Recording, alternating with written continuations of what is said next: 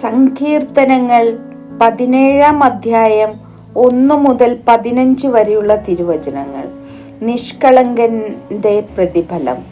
കർത്താവേ, എൻ്റെ ന്യായം കേൾക്കണമേ, എൻ്റെ നിലവിളി ശ്രദ്ധിക്കണമേ.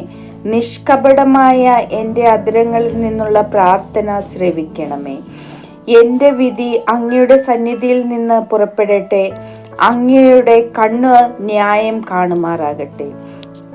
അവിടുന്ന് എൻ്റെ ഹൃദയം പരിശോധിച്ചാൽ, രാത്രിയിൽ എന്നെ സന്ദർശിച്ചാൽ, അങ്ങ് എന്നെ ഉരച്ചു നോക്കിയാൽ എന്നിൽ തിന്മ കണ്ടെത്തുകയില്ല. എൻ്റെ അധരങ്ങൾ പ്രമാണം ലംഘിക്കുകയില്ല.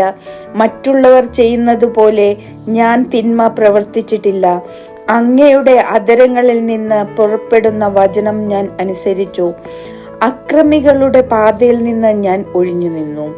എൻ്റെ കാലടികൾ അങ്ങയുടെ പാതയിൽ തന്നെ പതിഞ്ഞു.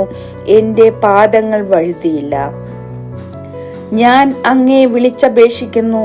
ദൈവമേ, അങ്ങ് എനിക്ക് ഉത്തരമരുളും. അങ്ങ് ചെവി ചായിച്ച് എൻ്റെ വാക്കുകൾ ശ്രവിക്കണമേ.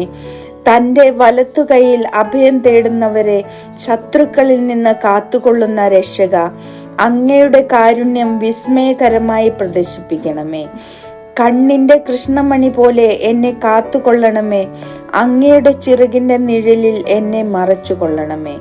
എന്നെ ഞെരുക്കുന്ന ദുഷ്ടരിൽ നിന്നും എന്നെ വളഞ്ഞിരിക്കുന്ന കൊടും ശത്രുക്കളിൽ നിന്നും എന്നെ രക്ഷിക്കണമേ. അവരുടെ ഹൃദയത്തിൽ അനുകമ്പയില്ല. അവരുടെ അധരങ്ങൾ വൻപു പറയുന്നു. അവർ എന്നെ അനുധാവനം ചെയ്യുന്നു. ഇതാ എന്നെ വളഞ്ഞു കഴിഞ്ഞു. എന്നെ നിലം പതിപ്പിക്കാൻ അവർ എൻ്റെ മേൽ കണ്ണുവെച്ചിരിക്കുന്നു. കടിച്ചു ചീന്താൻ വെമ്പുന്ന സിംഹത്തെ പോലെയാണവർ. പതിയിരിക്കുന്ന യുവസിംഹത്തെ പോലെ തന്നെ. കർത്താവെ, എഴുന്നേറ്റ് അവരെ എതിർത്ത് തോൽപ്പിക്കണമേ.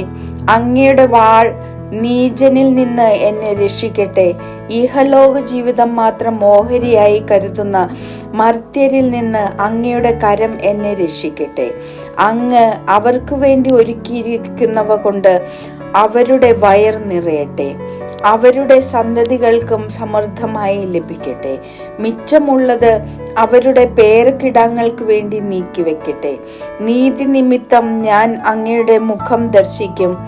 ഉണരുമ്പോൾ ഞാൻ അങ്ങയുടെ രൂപം കണ്ട് തൃപ്തി അടയും.